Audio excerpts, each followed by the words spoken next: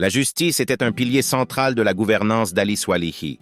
Il insistait pour que chaque citoyen ait la possibilité de s'expliquer, suivant la pratique de Djeleze Wawe, permettant ainsi une transparence et une équité dans la gestion des conflits.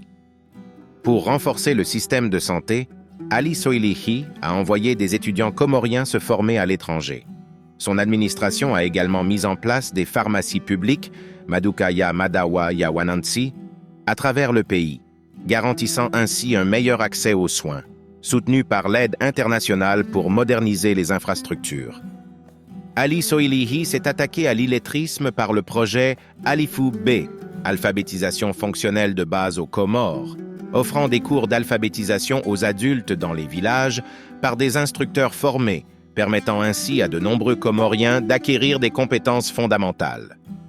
En parallèle, le gouvernement a mis en place un réseau d'écoles locales appelé Paya Lachiyo, offrant une éducation de base aux enfants dans les régions rurales reculées, contribuant à réduire les taux d'analphabétisme chez les jeunes générations.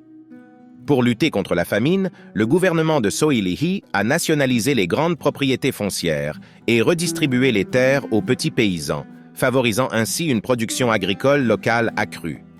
Des mesures, appelées Wufukuzi Wamasiwa, visaient à garantir une sécurité alimentaire durable pour toutes les familles comoriennes.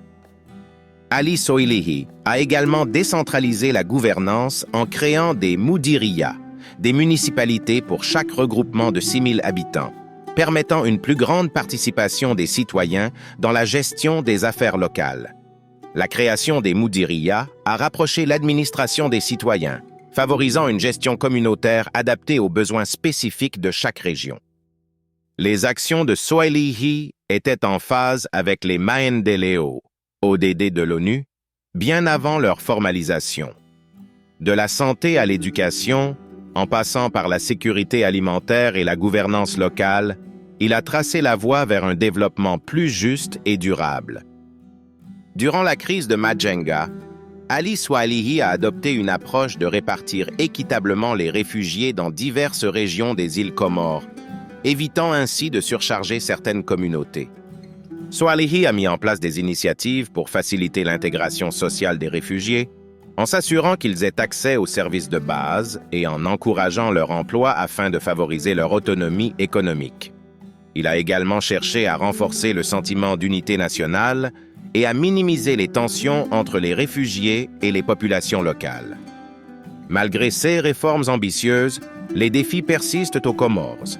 Umasikini, la pauvreté, Udzuchiwa Siyasa, l'instabilité politique, et Mabadiliko ya Hawa, le changement climatique, sont des obstacles qui nécessitent une coopération internationale et des partenariats publics-privés renforcés. Ali Swalihi a posé les bases d'une société résiliente où chaque Mkomori a l'opportunité de prospérer. Son héritage, bien qu'affaibli par les crises politiques, continue d'inspirer la quête d'un avenir durable pour les Comores. Rupture, défiance, un devoir et une mission de l'Institut Ancientech pour démontrer que la seule chance pour les Comores reste sur chaque citoyen de jouer son rôle, une obligation à vie.